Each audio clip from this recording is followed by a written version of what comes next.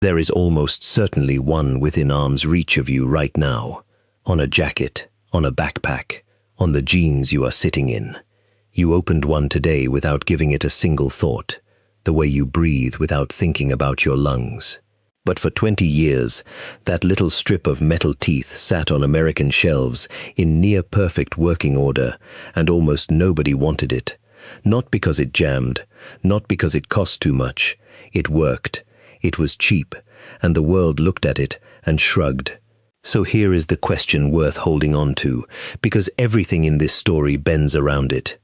If the zipper was that good, why did it take 20 years before anyone would put one on their clothes? The answer is not a story about invention. Inventing the zipper turned out to be the easy part. The hard part was convincing a country that it needed something it had lived without for the whole of human history. Because that is the thing about the zipper. Nobody was waiting for it. Nobody woke up in 1917 and thought, if only there were a faster way to close my trousers. People had buttons. People had laces. People had hooks and eyes. And a small metal tool called a button hook that sat in a drawer in most American homes, used every single morning to drag 20 tiny buttons through 20 tiny holes on a pair of boots. That was normal. That was fine. That was simply what getting dressed cost you. And a thing that is normal is almost impossible to kill, which is why what follows is stranger than a story about a clever gadget. It is a story about a machine that worked perfectly, while an entire civilization stood in front of it, with its arms folded. It involves a Chicago engineer who got fed up with his own footwear, a Swedish electrical engineer who buried his grief in a drawing board, a rubber boot company that accidentally gave the thing its name, and a Paris runway that finally gave American men permission to use it. And it ends with a warning about what happens to a country that invents something and cannot be bothered to want it. Before this story goes back to the beginning, take 5 seconds and say in the comments where in the world you are watching from and what the weather is doing outside your window right now. Every one of them gets read down there, and the map that shows up is always a surprise. Now, back to 1851. In a workshop in Massachusetts, Elias Howe was already a famous man. He had patented the sewing machine. He had fought and won the patent battles that made him rich. He was, in the most literal sense, the man who mechanized clothing. And in November of 1851, he received United States patent number 8540 for something he called an automatic, continuous clothing closure. Read that name again. Automatic, continuous, clothing, closure. That is a zipper. That is the idea. Sitting there in the patent office, 66 years before anyone would make one that worked. Howe never developed it. He never seriously tried to sell it. His device was closer to an elaborate drawstring than to a true sliding fastener, and he had a sewing machine empire to run, so the idea went into a drawer, and the drawer stayed shut for 40 years. Here is the strange part. Nobody stole it. Nobody built on it. The man who taught America how to make clothes fast had the closure sitting right there in his own patent file, and he walked past it every day of his life. The next man to pick up the thread was not a tailor either. In Chicago, in 1891, Whitcomb Judson was a mechanical engineer with a reputation and a problem.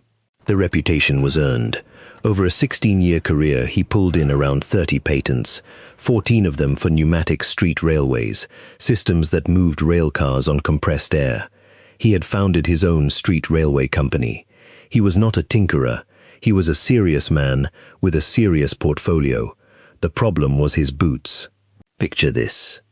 It is 1891, and the fashionable footwear for a man of standing is a high-button boot that climbs most of the way up the calf, with a column of small buttons running up the side. Every morning, you sit down, you find the button hook, and you fasten them one at a time. Every evening, you undo them one at a time. Judson did that every day, and being an engineer, he did what engineers do. He got annoyed enough to solve it. He spent 2 years drawing and redrawing. What he came up with, he called the class blocker. It was a row of hooks and a row of eyes and a small slide you pulled by hand that snapped them together in sequence as it traveled. Pull it up, the boot closes. Pull it down, the boot opens. He filed in November of 1891, and the patent office nearly threw it out, because at that moment America was drowning in shoe fastener patents, and one more slide and hook contraption did not look like much. An amended version was approved in May of 1893, and on the 29th of August, 1893, the patents were finally issued. Number 504,038 and number 504,037, along with 378 others, the very same day. Sit with that for a second, because that single detail tells you everything about the reception waiting for this invention. The zipper did not arrive in a thunderclap.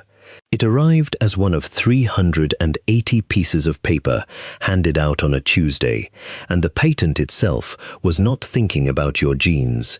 It was a shoe fastening. Judson wrote that it could be used for corsets, for gloves, for mail bags, and generally wherever it might be handy to detachably connect a pair of adjacent flexible parts. Which is to say, he had no idea what he had. He thought he had solved boots. But 1893 was also the year Chicago threw the biggest party in American history, and Judson had a ticket. The World's Columbian Exposition covered 600 acres on the lakefront. Something like 27 million visits were made to it. It was where America introduced itself to the future.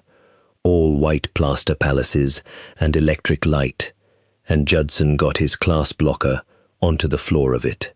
This was the moment. Millions of people, the entire industrial world watching, and the ancestor of the zipper sitting there under glass waiting to change everything. The public walked straight past it, not booed, not rejected, ignored. The class blocker went to the greatest trade show America had ever staged, and the crowd simply had other places to be. So Judson did what a man with a patent and no customers does. He found money. His business partner was a lawyer, and later a colonel named Lewis Walker, a man who would spend the rest of his life believing in this thing, long past the point where belief was reasonable.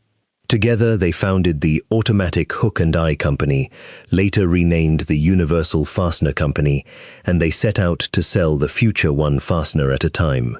And this is where the story turns from slow to painful, because they did get the product to market, under the name the Judson Security Fastener, sold as security, sold as the closure that would hold. It popped open, not always, not predictably, which was worse. The hooks would fail to mesh properly, or the whole row would let go at once, and a device sold on the promise that it would keep your clothing closed would open your clothing without asking. Imagine what that does in 1905. Imagine paying good money for the modern miracle fastener and then having it burst open in public. Every single customer who lived through that became a lifelong witness against the slide fastener, and they told their friends. So the young company spent its first decade doing something far worse than failing to sell. It was teaching an entire market that this kind of thing does not work. So Universal Fastener did the sensible thing. It went hunting for an engineer. Gideon Sundback was born in Sweden in 1880, finished his electrical engineering studies in Germany, and stepped off the boat in America in 1905. His first job was at Westinghouse Electric, which was about as good a landing as an immigrant engineer could hope for. Then, in 1906, an offer came from Judson's company, and he took it. Notice what he was: an electrical engineer, not a tailor, not a shoemaker.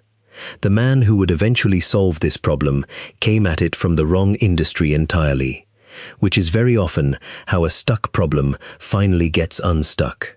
He was good, and he was also fortunate. He married Elvira Aronson, the daughter of the plant manager, and between the talent and the connection, he rose to head designer. His first swing at it produced a device called the Placo. It moved the guide up through hooks and eyes fixed to cotton twill tape on either side. It was better. It was not right. Historians tend to call it a bridge technology, which is a polite way of saying it got them closer without getting them there. And here is a detail that should sting a little. The Placo patent was filed under Whitcomb Judson's name, not Sundback's. Companies did that. The founder's name went on the paper. So the man who was actually solving the problem was already becoming invisible in the record, years before he finished solving it. Meanwhile, the hooks kept failing. And Sundback kept circling the same question, the question that this whole story has been walking toward. Why does it let go? The answer was not about better hooks. It was about how many. Judson's design and everything built on it used roughly 4 fastening elements per inch, 4 points of contact for every inch of closure. Sundback's insight was that the whole approach was wrong at the level of arithmetic. He threw out hooks and eyes altogether and went to teeth. 2 facing rows of small cup-shaped teeth, each pair nesting into the pair below as the slider pulled them together, so that no single tooth carried the load alone. Then he packed them in, from 4 per inch to 10, and in some versions 11, roughly 1 every 2.5 millimeters. That is the entire secret. Not a better hook. 2.5 times the teeth, shaped so they cradle each other, with a slider carrying a Y-shaped channel that meshes them on the way up and peels them apart on the way down. He patented a version in April of 1913, on the 29th, a date that Americans now mark, without irony, as National Zipper Day. By December of that year, he had the modern zipper essentially finished. The patent for what he called the separable fastener was issued in 1917, and then he solved the second problem, which almost nobody talks about and which mattered just as much. A brilliant fastener that has to be built by hand is a curiosity. Sundback built the machine. It was called the SL, or scrapless, machine, and it took a special Y-shaped wire, cut scoops from it, punched the dimple and the nib into each scoop, and clamped it onto cloth tape, over and over, producing continuous zipper chain with almost nothing thrown away. Within its first year of operation, that machine was turning out a few hundred feet of finished fastener a day. So by 1917, take stock of where things stand. The device works. It does not pop open. It can be manufactured in quantity, cheaply, by a machine that wastes almost nothing. Every technical excuse is gone. And for the next 20 years, the fashion industry of the United States of America will not touch it. But before this story gets to that 20-year silence, it has to stop and account for what it cost to get here, because the price was paid by people, not companies. On the 7th of December, 1909, in Muskegon, Michigan, Whitcomb Judson died of stomach cancer. He was 63 years old. Count the years against him. He died 4 years before Sundback made a version that actually worked. He died 8 years before the separable fastener patent. He died 14 years before anyone on Earth used the word zipper for it. He died 28 years before the invention he started conquered the American wardrobe. The man who is still credited in most encyclopedias as the inventor of the zipper never saw a working one, never heard the name, never held the object you are wearing right now. And what he did see was worse than nothing. He spent his last years watching his fastener fail in public, watching his own company sell a product called Security that came apart on customers, watching the Great Chicago Exposition walk past his booth. He went to his grave with the reasonable belief that the class blocker had been a mistake. Then, 2 years later, in 1911, Elvira Aronson Sundback died. Her husband, by every account of that company's history, responded the way some people do when grief arrives with nowhere to go. He went to work. He worked on the fastener. He worked on it through 1912 and through 1913, and it was in December of 1913, in the middle of that the design finally came right. Now, care is needed here, because this is exactly the point where a good story wants to reach past what can actually be known. Whether the grief sharpened his mind, or whether the drawing board was simply somewhere to be at 2 in the morning, no one can say. We can only say that the timing is what it is, and that the modern zipper was finished by a widower in a Pennsylvania town in the 2 years after he lost his wife. So the object on your jacket has 2 men behind it. One died believing he had failed. The other found the answer in the worst year of his life. And neither of them named it. Neither of them was there when it won.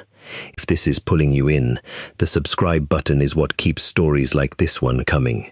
And what happens next is the strangest part, because this is where the invention stops mattering and something else takes over completely. In 1923, in Akron, Ohio, a rubber company was trying to sell a boot. The B.F. Goodrich Company had a new galosh, and it needed a closure. Somebody there knew about Sunback's hookless fastener, sitting in Meadville, Pennsylvania, doing very little. Goodrich put it on the boot. And then the company did the single most consequential thing anyone in this entire story ever did. It gave the thing a name. Zipper. Because of the sound. That high, quick zip as the slider runs the teeth. The company's head, BG Work, is generally credited with the coinage, and the word was for the boot, not the fastener. But the name jumped. It leapt off the galosh and onto the mechanism, and it never came off. Think about what that means. The most successful fastener in human history is named after a noise by a tire company's marketing department, 32 years after the first patent, and 14 years after the man who filed it was in the ground. Not clasp locker, not separable fastener, not Judson's closure or the Sunback fastener, zipper. And here is the piece that should genuinely rearrange something in your head. The name is what worked, not the teeth. The teeth had worked since 1913. What Goodrich supplied was the thing 30 years of engineering had not. A word an ordinary American could say out loud without feeling like a patent clerk. Which is why the early years of the zipper look nothing like the story you would expect. Its 2 main uses were boots and tobacco pouches. That is the empire. Galoshes and pouches for loose tobacco. Not clothes. Not one item of clothing. In 1925, Schott, in New York, put zippers on leather jackets, and that was real. But a leather jacket in 1925 was not fashion, it was equipment, worn by people who rode motorcycles and worked outdoors. So the zipper had spent its first decade of perfection as a piece of hardware, useful for weather and for tobacco, and utterly locked out of the one place it obviously belonged. Then, in the 1930s, the industry finally found the wedge, and the wedge was children. A sales campaign went out for children's clothing with zippers, and it did not sell speed, and it did not sell engineering. It sold self-help clothing. The pitch was that a small child with a zipper can dress himself. No adult required. No 20 buttons and a button hook, and a parent kneeling on the floor. Independence for a 4-year-old sold by the yard. That is not a product argument. That is a parenting argument. And it worked, because it was the first time anyone had explained the zipper in terms of a life rather than a mechanism. But children's coats were not the prize. The prize was men's trousers, and men would not move. Because a button fly was not merely a fastening in 1935. It was correctness. It was what a tailor did. It was what your father had.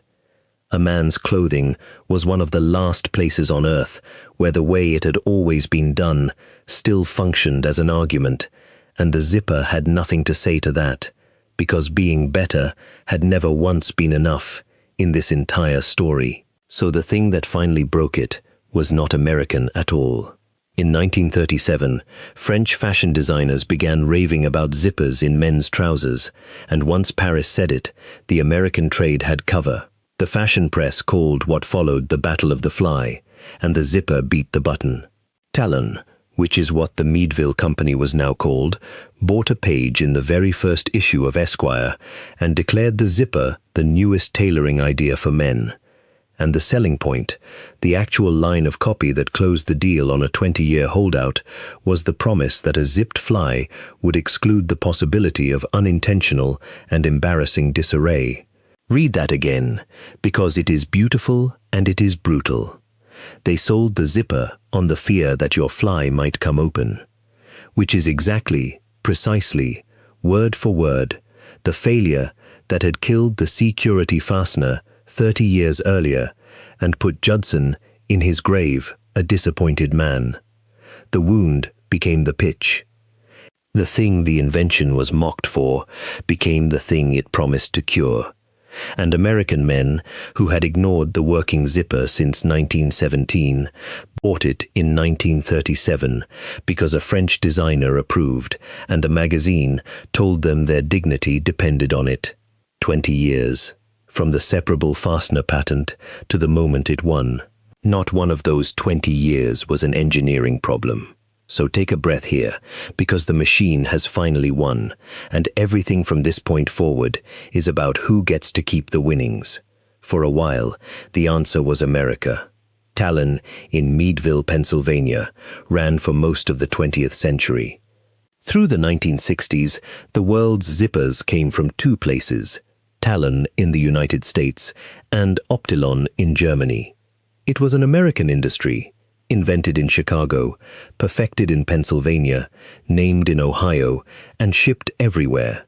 But while Talon was winning the Battle of the Fly, a man named Tadao Yoshida founded a small zipper company in Tokyo in January of 1934.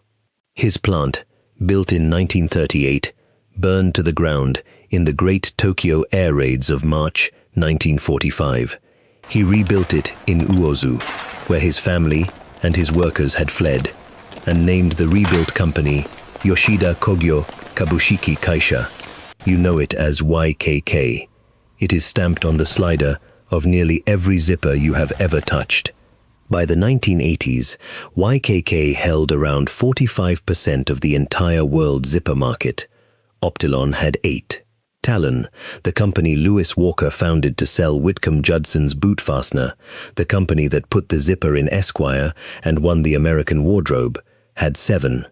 And by 2005, the reporting was that China held roughly 80% of the international market, with most of it coming out of a town called Qiaotou in Yongjia County. So there is the arc, and it is not a comfortable one.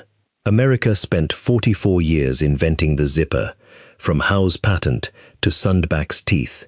It then spent 20 more years refusing to wear it, and then, having finally accepted it, it lost the whole industry inside 2 generations to a company that had been founded 17 years after the argument was already settled. Which brings this all the way back to the question left hanging at the start. Why did it take 20 years? The honest answer is that the zipper was never held back by anything you could measure. It was not too weak, not too costly, not too complicated to make. From 1917 onward, every objection a reasonable person could raise had been answered in metal. What held it back was that nobody had a story for it. Buttons had a story. Buttons meant a tailor, a father, a way of doing things. The zipper had teeth per inch and a scrapless machine, and none of that has ever persuaded a human being of anything. It waited in the dark until a rubber company gave it a name, until an advertisement gave it a fear, and until Paris gave it permission. Then it took over the world, in about 4 years. So look at the thing on your jacket again, and consider what it actually is. It is not proof that good ideas win. It is proof of the opposite. It is a 20-year gap, cast in metal, between the moment something works and the moment anyone wants it. And that gap has never closed. It is still out there right now, wrapped around something in a workshop or a lab or a spare bedroom, something already finished, already working, already better, waiting for its rubber boot company to come along and give it a name. Whitcomb Judson never got his. He died in Muskegon in 1909 with 380 patents worth of anonymity and a fastener nobody trusted. Gideon Sundback got something stranger. He lived until 1954, long enough to see the Zipper conquer the planet, long enough to run a company on it, and yet the word for the thing he built came from a boot, and half the world came to believe he was Canadian. The Zipper made everyone rich except the men who made it. Look down, count them. How many zippers are on your body at this exact moment, including bags and shoes? Just the number is enough, and the highest count so far is going to be somebody wearing a jacket over a hoodie, over jeans, with a laptop bag on their shoulder. Whatever number you land on, every one of them took 44 years to invent and 20 years to be allowed.